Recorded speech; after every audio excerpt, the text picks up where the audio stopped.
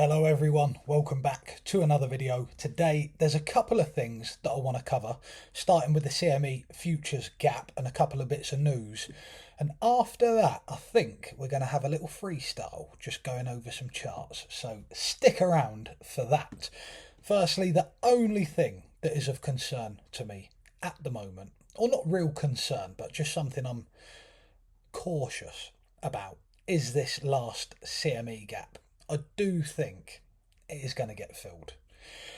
So whether we get a pump or not tomorrow, we know Sunday things tend to start running a little hot, but I am just aware of this. Again, these CME gaps, they don't have to get filled, but 9 times out of 10 they always do. So if you are using leverage, just be safe, all right? Because we may come back down here at some point. Ideally, we get that nipped as soon as possible and then we can just go on our merry way. But until then, err on the side of caution. Now, a post from @DonWedge. Shout out Don. There's always some wicked TA over on his page, so head over there.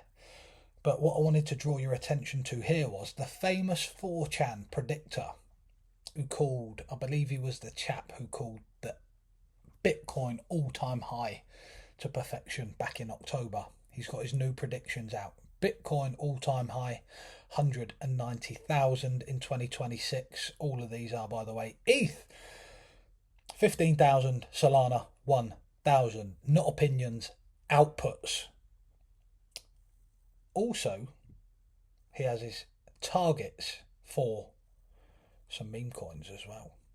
Because whether you like memes or not, they do often catch the tailwind of liquidity, and because they're a smaller market cap, they do just send. So Fartcoin, he's got at $10, useless at 75 cents, and bullish, something which we all are, at $2.50. So that is looking juicy. Now, bit of news from the big boys, Goldman Sachs. This is from Crypto Crib. Goldman Sachs says 2026 crypto regulation could unlock a major wave of institutional Bitcoin adoption. Now, from what I understand, I've not delved too much into it with Goldman, but I don't think they've gone heavily in on the crypto front yet. I could be wrong. Please correct me if I am.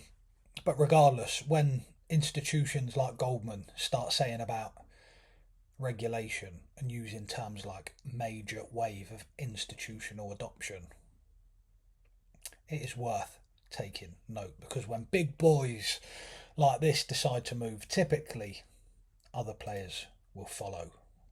Now let's just have a look at a few charts. Got Solana here. I mean, all the while, I know there's bears and all the rest of it, but when you look at Solana in its entirety, we did think this was just going to be the infamous cup, a little handle pattern, and then lift off, but obviously we've just been sideways since the 11th of March 2024. Now, all the while, structure is holding like this. I see no reason to panic. Granted, if we broke this level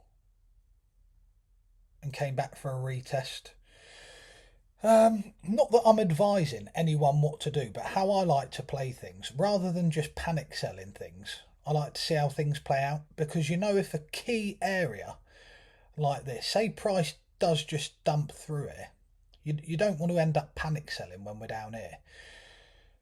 Typically what will happen is you'll always get some form of retest, and then they can provide potential exit points. That's if you're looking to get out of things. Personally, I'm not. I'm just looking to add until we see the face melt in rallies. And when we look at Solana here, I mean, I just don't see any reason to be bearish. I get it if we just drop to the daily. Say you didn't have that in. A lot of people are using their phones for stuff. Say all you can see on your phone is that. Granted, you're probably looking at it and thinking, Jesus Christ, we're about to get smashed. But again, when we zoom out, everything looks that much calmer. So zooming out, one of my top tips. You can't go wrong with that. Bitcoin, we've got this ascending triangle here. Some people are saying it's a bear flag.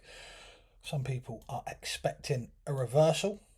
Keep in mind, if we look at the that last CME gap, where does that bring us to? The bottom of that is 88,100. Where does this bring us to here? The bottom of this wedge is at 88,000. So that would tie in quite nicely, wouldn't it? If we can get a bounce there, fill the CME gap, get a bounce there, that could be a nice reversal point. But again, not too concerned. Still bullish. As ever, ETH posted this earlier. Gained some bloody good traction as well, so thank you to all you legends. Again, while we're hovering in between these key areas, I'm not worried. Valhalla. The next points we really need to clear is this area here at 3,400 and the area above at 3,600, and I believe that will send us on the path to all-time highs if we can crack those levels. Why are they so important? Got a swing high here, bang on the nose of this swing low here, this huge wick. Support over here that then turned into resistance once we broke through it, and consequently we've been unable to reclaim that. So I do think once we can get back above there, that is we'll be looking pretty good. But should we get another pullback on ETH, the area I'm looking at is this region here. You can see all of these highs, all of this resistance. We've got the last low pre-break there, and that is at pretty much bang on $3,011. So anywhere sort of between there and maybe this swing high here, 3,047. I think we could see a potential bounce there. So potential short-term opportunity if you're that way inclined. I think that about covers it for now. I've just got back from the gym. Got to have a bath because I'm stinking out the place. But again, hope you got something out of this video. If you've got any comments or questions, please leave one below. And in the meantime, trade safe, keep the faith, stay bullish. Cheers.